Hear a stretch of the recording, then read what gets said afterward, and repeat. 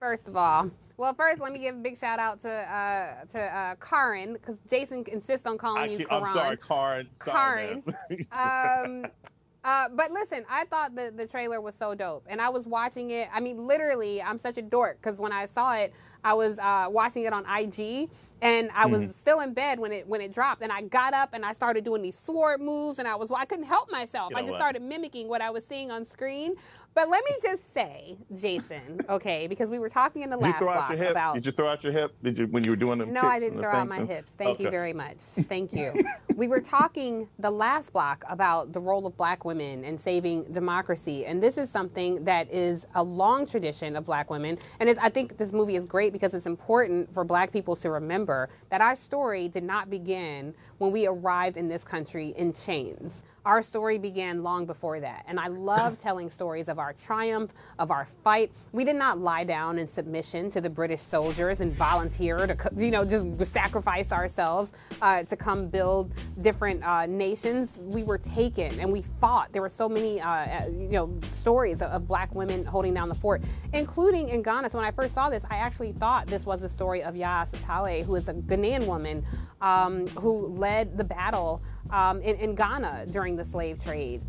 This movie also raises interesting questions about the role that fellow Africans played in the slave trade with brutalizing, fellow African people to sell them to the white men for arms in exchange for arms. So I'm thrilled to see Viola Davis in a role like this. I'm thrilled to see black women depicted this way. It fills me with such pride because in many ways, not comparing the brutality of and the evil that existed in the slave trade, but in many ways, this is a tradition that continues with black women continuing to fight, not necessarily physically, but continuing to fight on the front lines today. So I'm excited. I cannot wait to see it. This is a movie I can already tell I'm gonna watch 8 times. So I got feelings. I got feelings. And those of you guys who know, I got to be candid about the stuff that I like. Does it look exciting? Yes, it does. Am I excited about Viola Davis? Yes, I am. In fact, I watched this when it dropped, and I was like, okay, it's good. I see action. It looks historically accurate. I noticed that people are running without shoes on. That's something that actually started. Shaka Zulu was very famous for that, as far as training, everything else like that. All those things. It had me.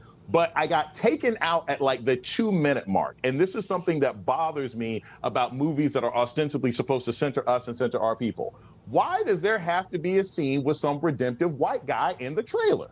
Why do we, in the midst of this trailer, which is supposed to be about empowering black women who have banded together, protect their king, there got to be a scene of a sister in a cage kissing a white man who is part of the enslaving group that we see at the beginning of the commercial? That bothers me, that we can't just have movies that are about, look, I would expect to see an LGBTQ couple. I would expect to see some black love, but I just find it interesting that every single time you can't have a movie about black folks without having some redemptive white person But we don't in know the the trailer. scene.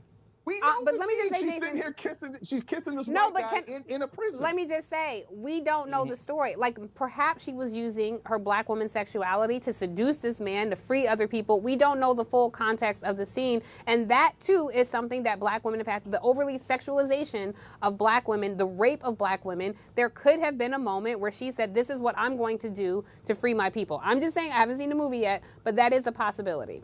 I'm saying, given what we see out of Hollywood and the tendency to have to put these kinds of characters in, that you can't have a film where white people are generally depicted as the colonizers and as the bad guys throughout the entire film, it is much more likely that he's the one noble white guy that happens. And I find the fact that black women are oftentimes in film used as rewards or gifts or validations for white men's transformations, going all the way back to Monsters Ball. That's what bothers me. Yeah. Hey, I'm going to see the movie. I'm going to be there day one. I'm going to sit there in the theater with you. But those kinds of scenes take me out of it. And it just, that bothered me because I could have seen nothing but black beauty the whole time. Well, fair enough. I take your point. I do want to say we're going to talk later in the show about the inverse of that. And how some black men, perhaps, who might be athletes, value non-black women. But we'll get into that later. Karin, I want to hear your thoughts on the Woman King trailer. I thought it was dope. What'd you say? First of all, I'm just happy to be here. Secondly, Tiff, you made it. Your great sports knowledge. You made it to the sports show. So shout out to you.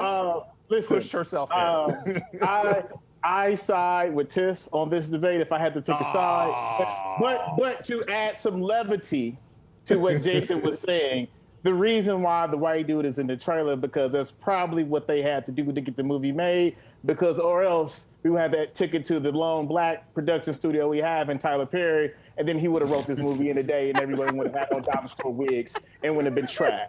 So if we got to have this white dude in the trailer so that we can have this fine movie with these great directors and writers where people get paid and it's just not some dude in his bathroom writing a whole script in 5 minutes, I'll take the white dude in the trailer. Hey, thanks for watching Brother from Another on YouTube. Make sure you hit subscribe before you leave and be sure to watch us 3 to 5 p.m. Eastern Time on Peacock. Appreciate you.